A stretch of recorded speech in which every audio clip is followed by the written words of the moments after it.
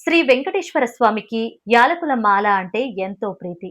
దీనిని స్వామివారికి సమర్పించడం వల్ల ఎన్నో శుభ ఫలితాలు కలుగుతాయి.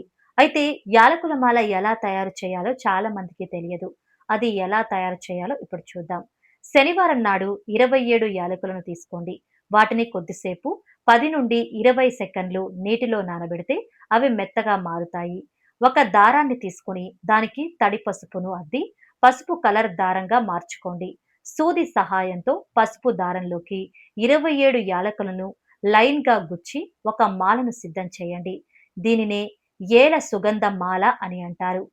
అలా తయారు చేసిన మాలకు కుంకుమ బొట్టు పెట్టి శనివారం నాడు మీ గృహంలో ఉన్న శ్రీ వెంకటేశ్వర స్వామి వారి విగ్రహానికి లేదా ఫోటోకి అత్యంత భక్తి శ్రద్ధలతో అలంకరించండి. దీనివల్ల మీకు ఆ శ్రీనివాసుని అనుగ్రహం తప్పక లభిస్తుంది.